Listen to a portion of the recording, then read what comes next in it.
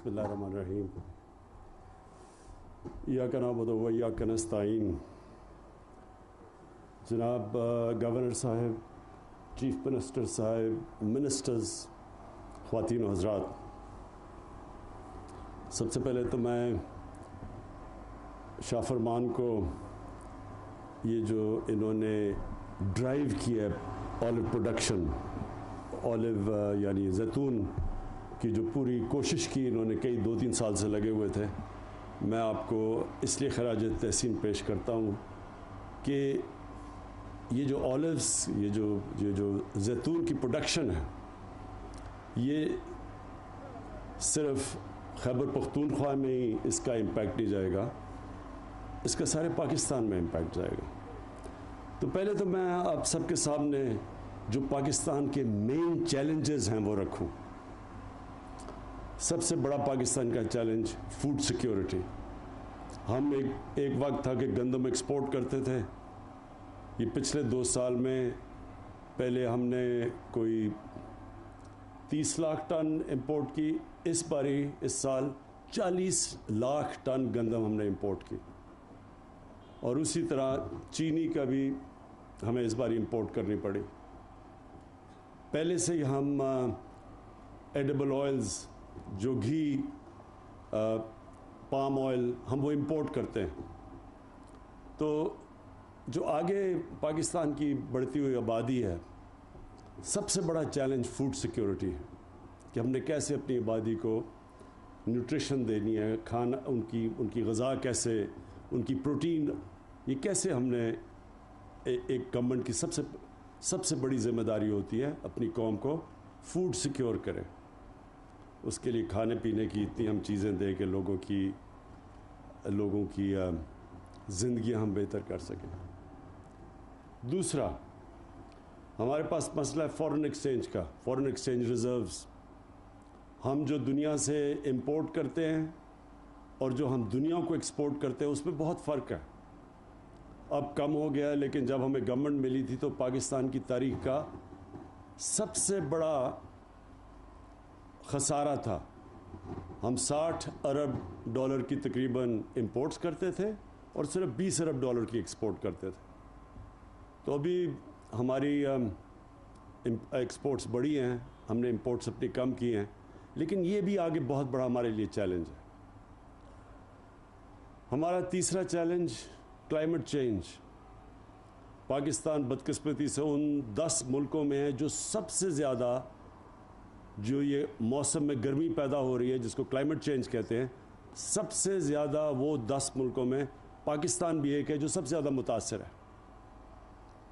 और फिर इसके अलावा हमारी एक बढ़ती हुई आबादी है और हमारे दुनिया में दूसरा नौजवान आबादी है, यानी सेकंड यंगेस्ट पॉपुलेशन है पाकिस्तान की।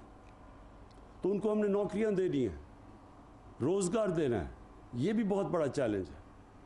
और फिर शहरों के अंदर हमारे बड़ी तेज़ी से पोल्यूशन बढ़ रही है, आलूदगी, तो ये भी चैलेंज है।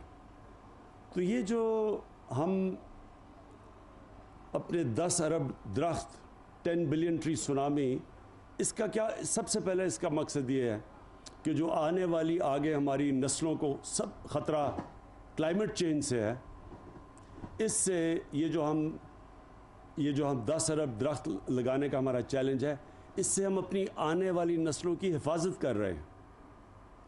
हम उनकी फ्यूचर को प्रोटेक्ट कर रहे हैं, अपने बच्चों की फ्यूचर प्रोटेक्ट कर रहे हैं, ये सारे मुल्क में दरख्त लगाने के लिए। तो जितने भी हमारे जिनके बच्चे हैं उनको इसलिए शिरकत करनी चाहिए अपने बच्चों के लिए। जो नौजवान हमारे हैं उनको अपनी मुस्तकबिल के लिए इस 10 अरब tree tsunami, 10 billion tree tsunami में शिरकत करनी चाहिए। ये आगे मुल्क की, ये सारी दुनिया में क्लाइमेट चेंज बहुत बड़ा इशू बन गया, लेकिन हमारा मुल्क क्योंकि ज़्यादा वनरेबल है, ज़्यादा ख़तरा है, इसलिए इसमें सबको शिरकत करनी चाहिए। तो ये जो आज हम ये ऑलिव प्लांटेशंस की, ये जो जैतून के दरख्तों की हम पूरा ये आज प्लांटेशन कर रहे हैं इतने बड़े इलाके के अंदर, इसका एक तो ये मकसद है कि हम अपने मुल्क में शजरकारी कर रहे हैं।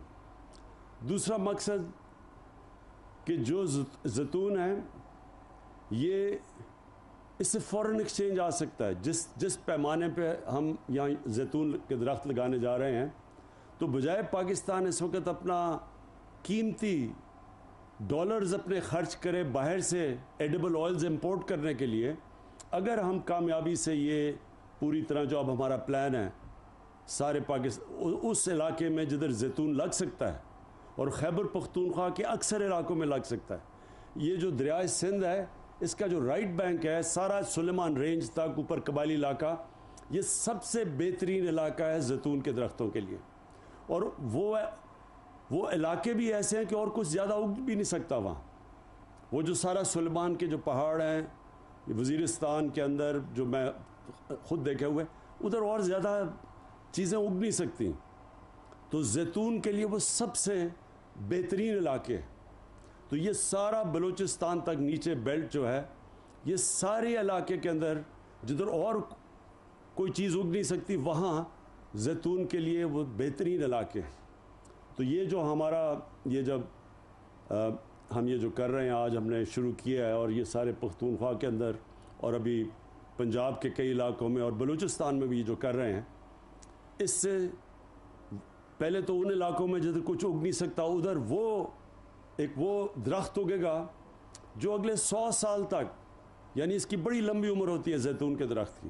تو یہ ہمیشہ کے لیے ہمارے آنے والی نسلوں کے لیے یہ ایک ایسی چیز بن جائے گی, کیونکہ اس کے زیتون تو دنیا میں ہم ایکسپورٹ بھی کر سکتے ہیں, اس کے بڑے فائدے بھی ہیں, یہ بہترین کوکنگ آئل ہے, اس کے قرآن شریف میں اس کا ذکر ہے زیتون کا.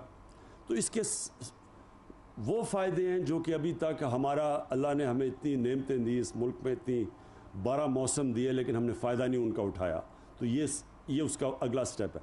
پھر روزگار, یہ جو شاہ فرمان نے بات کی, ان علاقے میں ہم نوجوانوں کو ان کے ساتھ مل کے روزگار دے سکتے ہیں. ہم یہ جو اس کی پروسیس کے اندر بڑے نوجوانوں کو نوکریاں مل سکتی ہیں. یہ جو علاقے ہیں زیتون کے, انہی نوجوانوں کو ہم ان کے ساتھ بزنس بھی ماڈل کر سکتے ہیں, ان کو نگہبان بنا سکتے ہیں, جس طرح کے بلین ٹری سونامی میں ان علاقوں سے ہم لوگوں کو لیتے ہیں, وہ پہلے اسی علاقے کے ہوتے ہیں, پہاڑی علاقے کے, پھر وہ اپنے درخت بھی بچاتے ہیں, ان کو پیسے بھی ملتے ہیں, نرسریز بھی اگاتے ہیں. تو اس سے ایک پورا ایک روزگار کا سسٹم بن جائے گا نوجوانوں کے لیے. اور جو ہمارے لیے بڑا امپورٹنٹ ہے کہ ہمارا ڈالر بچیں گے, ہم اس کو ایکسپورٹ کریں گے. ہم بجائے ایڈیبل آئل امپورٹ کرنے کے ہم بلکہ ایکسپورٹ کر سکتے ہیں. ہم تو جو ہم نے یہ پوٹینشیل دیکھا پاکستان کا, اسپین میں بہت زیادہ وہ زیتون کا تیل ایکسپورٹ کرتے ہیں, تو ہمارا تو اسپین سے بھی زیادہ پوٹینشیل ہے. ہم تو دنیا کے ٹاپ ایکسپورٹر بن سکتے ہیں زیتون کا. اور انشاءاللہ جو ہم ساتھ ساتھ جو ہمارا بڑا مسئلہ بنا ہوا ہے آلودگی کا شہروں کے اندر, وہ تو جو ہماری 10 بلین ٹری سونامی اور جو شہروں کے اندر اربن پلانٹیشن ہے, جس کے اندر ایک نئی ٹیکنیک نکلی ہے میاواکی, یہ جاپان سے ٹیکنیک آئی ہے کہ وہ ایک ایسا انہوں نے ٹیکنیک نکالا ہے کہ وہ جو جنگل 30 سال میں اگتا ہے وہ 10 سال میں اگ جاتا ہے. اور وہ میں نے لاہور میں 50 جگہ پہ یہ ہم نے پلانٹ کروائے ہیں. یہ جو میاواکی فارسٹ ہے, یہ میں چاہتا ہوں آپ کاظم اپنے فارسٹ ڈپارٹمنٹ کے ساتھ مل کے اربن پلانٹیشن میں پشاور میں کریں خاص طور پہ, کیونکہ پشاور میں بہت آلودگی پھیل گئی ہے. پولوشن جو میں لیولز پڑھ رہا تھا پولوشن کے پشاور میں, وہ بہت اوپر چلے گئے ہیں. تو آپ کو یہ میاواکی فارسٹ کی ٹیکنیکس جدھر جدھر آپ کو علاقے ملتے ہیں, تھوڑے سے علاقے میں یہ ایک تو اگتا زیادہ تیز ہے اور ایک آکسیجن زیادہ دیتا ہے, عام جنگل سے زیادہ آکسیجن دیتا ہے. یہ بڑی سائنٹیفکلی جاپان کے اندر انہوں نے یہ ڈیولپ کی ہوئی ہے ٹیکنیک. تو شہروں کے اندر بھی اپنے لوگوں, وہ بھی اپنے فیوچر میں اپنے بچوں کی, اپنے نسلوں کی, اپنے جنریشنز کی, ان کی صحت کے لیے ہمیں بڑا ضروری ہے کہ شہروں کے اندر بھی ہم یہ اربن فارسٹری کریں.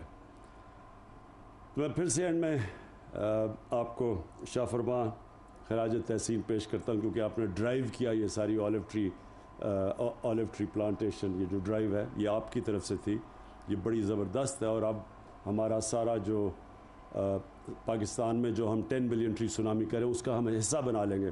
اور آخری چیز میں بھول نہ جاؤں, فروٹ ٹریز, ہمارے پاس پھلوں کے درخت ہم اسی کے اندر شامل کر لیں گے. اس سے بھی مقامی علاقوں کے اندر لوگوں کو روزگار ملے گا, ان کے لیے ان کی آمدنی میں اضافہ ہوگا. پاکستان میں بہت مختلف قسم کے پھلوں کے درخت اگ سکتے ہیں, اور اس میں مسئلہ یہ ہے کہ ہم نے کبھی سوچا نہیں اس کا. ہمارے پاس 12 موسم ہیں. بڑے کم دنیا میں ملکوں کے پاس 12 موسم ہوتے ہیں.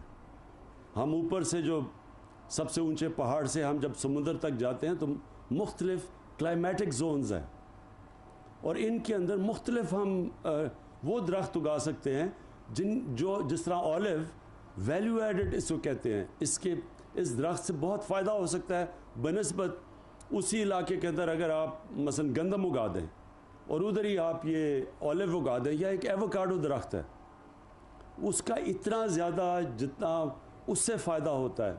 یعنی وہ جو ایووکاڈو کے درخت اگر اتنی علاقے میں لگا دیں تو اس کی لاکھوں روپے زیادہ کی آمدنی ہے 6 مہینے کی, سال کی جب اگتا ہے. تو اسی طرح اب ہم پوری طرح سارے پاکستان میں زوننگ کریں گے, ڈائریکٹ کریں گے کہ کس علاقے میں کون سا ایسا آپ پھل لگا سکتے ہیں جس میں آمدنی میں لوگوں کی بہت زیادہ اضافہ ہو سکتا ہے. وہ انشاءاللہ اب ہم سائنٹیفکلی سارے پاکستان کو میپ کر کے زوننگ کر کے اور ایڈوائز کریں گے کہ کون سا پودا کس علاقے میں سب سے بہترین اگتا ہے. بہت بہت شکریہ.